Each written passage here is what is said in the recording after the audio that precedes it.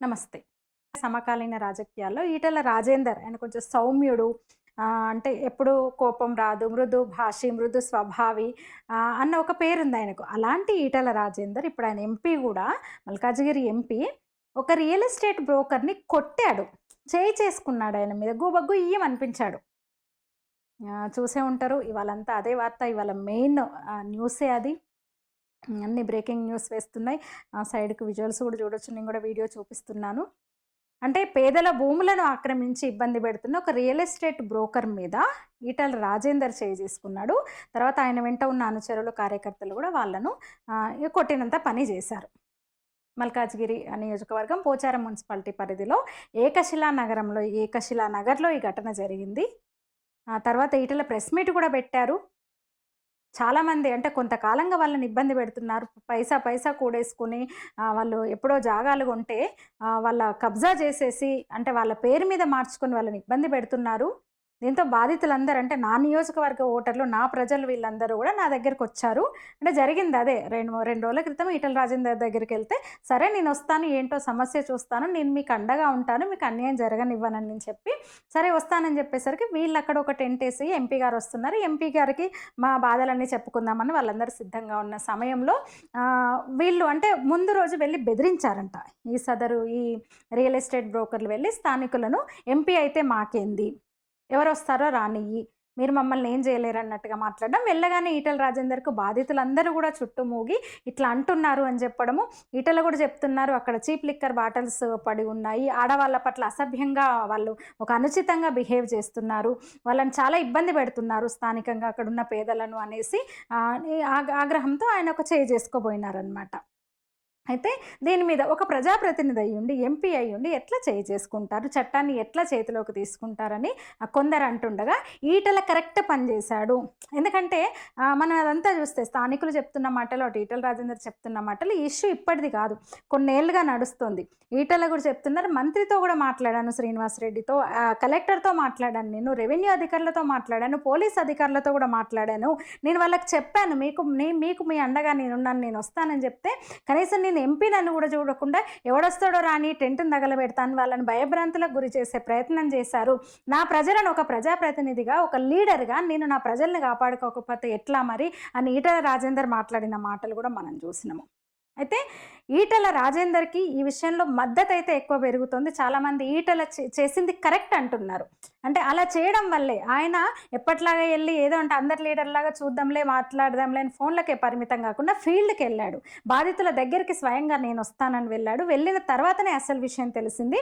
ఆయన real estate broker మీద చేయి చేసుకున్న తర్వాత అసలు ఇష్యూ అంతా బయటకు వచ్చింది, వార్తగా వచ్చింది, బ్రేకింగ్ న్యూస్ వేస్తున్న మీడియా అంతా అక్కడ ఫోకస్ చేస్తుంది. అక్కడ పేదలకు, సామాన్యులకు ఎట్లాంటి అన్యాయం జరిగిందో తెలుస్తుంది. ఈటెల ఆ మాత్రం దూకుడు వల్లనే ఈ వ్యవహారం అంతా బయటకు వచ్చింది, ఇంకా బయటకు వస్తాయని చాలామంది ఆయన చేసిన చర్యను సమర్థిస్తున్నారు. ఈటెల చేయి చేసుకోవడము ఇంత పెద్ద వార్త అవడానికి, దీని మీద ఇంత చర్చ జరగడానికి మరొక కారణం ఏంటంటే ఈటెల రాజేందర్ అంటే స్వతహాగానే మృదు స్వభావి. ఆయన ఎక్కువగా మాట్లాడరు. అంటే ఒక వివాదరహితుడు అనే పేరైతే ఆయనకుంది.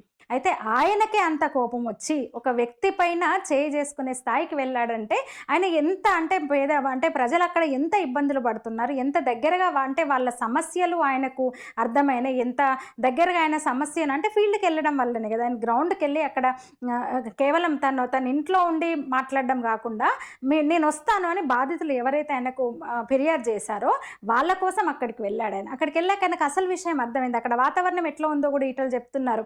తాగుతున్నారు ఇష్టం వచ్చినట్టు, ఆ ప్లేస్లో ఆడవాళ్ళ విషయంలో అనుచితంగా ప్రవర్తిస్తున్నారు, తాగి నా మీదకి రాబోయారు. ఈటెల చెప్పిన మాట, తాగి ఏదేదో మాట్లాడుతున్నారు. ఒక ఎంపీని నేను, నాకు హక్కు ఉంది నా ప్రజల సమస్యలు తెలుసుకోవడానికి, కానీ నా మీదకి వచ్చి నన్నే లెక్క చేయనట్టు మాట్లాడుతున్నారని కూడా ఈటెల కొంచెం ఆగ్రహంగా రాగానే అన్న మాటలు కూడా మనం చూసినాం. కొంతకాలంగా అంటే బీజేపీలో చాలామంది అనుకుంటున్నమాట, దూకుడు ఉన్న నాయకుడు, ఒక అగ్రెసివ్నెస్ ఉన్న నాయకుడు, అగ్రెసివ్గా దూసుకెళ్లే నాయకుడు అయితేనే ఈ సమయంలో రేవంత్నో, కేసీఆర్నో, కేటీఆర్నో అంటే ఎదిరించే వాళ్ళకు తగిన రీతిలో రాజకీయం చేసే నాయకుడు అంటే దూకుడు ఉన్నోడైతే బాగుంటుందన్న అభిప్రాయాలు కూడా పార్టీలో క్యాడర్ కానివ్వండి, నాయకులు కానీ కొందరు అంటున్న పరిస్థితుల్లో ఈటల అంటే ఏంటో ఇప్పుడు ఆయన ఈ చర్యతో చెప్పినట్టయిందని మరికొందరు అంటున్నారు.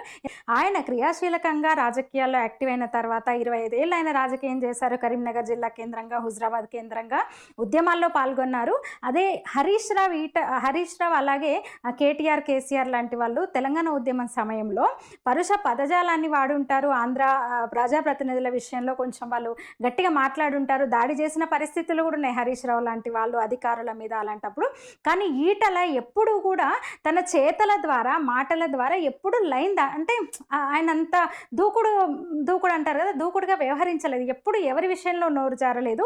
బీఆర్ఎస్ నన్ను బయటకు పంపించింది నేను కాదు, నన్ను పొమ్మని లేక పొగబెట్టిండు కేసీఆర్ అని చెప్పారు తప్ప బీజేపీలో జాయిన్ అయిన తర్వాత, హుజరాబాద్ ఉప ఎన్నికల్లో గెలిచిన తర్వాత కూడా కేసీఆర్ను కూడా ఆయన ఎప్పుడు ఒక పల్లెత్తి ఒక మాట అనలేదు. అంటే దూకుడు అంటే ఏది పడుతుంది, ఎప్పుడు పడుతుంది వదలడము లేదా హడావిడి చేసే లక్షణం ఆయనకు లేదు. కానీ ఆయనకు రాజకీయం ఎట్లా చేయాలో తెలుసు, ప్రజల్ని ఎట్లా కాపాడుకోవాలో తెలుసు, కార్యకర్తలతో ఎలా ఉండాలో తెలుసు, సమస్యల మీద ఎలా ముందుకెళ్లాలో తెలుసు. ఎందుకంటే ఆయనకు పాలనా అనుభవం కూడా ఉంది.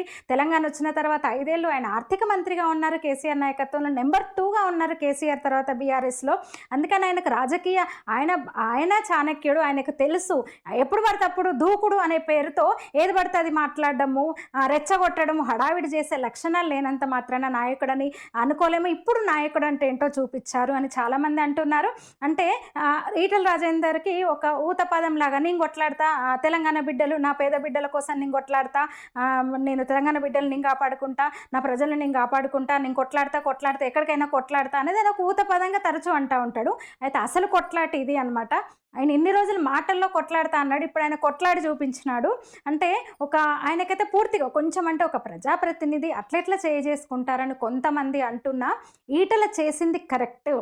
ఆయన అలా చేయడం వల్లే ఆయన దెబ్బేయడం వల్లే గుయ్యం అనిపించడం వల్లే ఇంత చర్చ నడుస్తుంది, మీడియాలో చర్చ నడుస్తుంది. అక్కడ ఏం జరిగిందో తెలుస్తుందని మాత్రం చాలామంది ఈటల చర్యనైతే సమర్థిస్తున్నారు. అయితే ఒక ప్రజాప్రతినిధిగా, ఒక ఎంపీగా అంటే చట్టాన్ని చేతిలోకి తీసుకున్నట్టనే వ్యవహరించారనైతే కొందరు విమర్శిస్తున్నారు. చూడాలి మరి ఇది. ఈటల రాజేందర్ అయితే తగ్గేదేలే అంటున్నారు. ఆయన ప్రజల కోసం ఎంత దూరమైనా వెళ్తాను, ఎన్ని కేసులైనా భరిస్తాను, నేను తప్పు చేయలేదు, నా కోసం కాదు, ప్రజలను మీరు ఇబ్బంది పెట్టు, ఇంత హింసిస్తూ ఆడవాళ్ళ పట్ల ఇంత అనుచితంగా వ్యవహరిస్తూ తాగి ఇష్టరాజ్యంగా మీరు ఇచ్చేసి నేను ఒక ఎంపీని ఆ ప్లేస్కి వస్తున్నాను, విషయం ఏంటో చూస్తానన్నప్పుడు కానీ మీరు తగ్గకుండా వాళ్ళని బెదిరించడం అంటే నేను ఎట్లా ఊరుకుంటాను? నా నియోజకవర్గంలో, నా కాన్స్టిట్యున్సీలో నా ప్రజలకు ఏమన్నా అయితే నేను ఎట్లా ఊరుకుంటాను? అస్సలే ఊరుకోనని ఆయనైతే తెగేసి చెప్తున్నారు. చూడాలి మరి ఈ వ్యవహారం ఎంత దూరం వెళ్తుందో.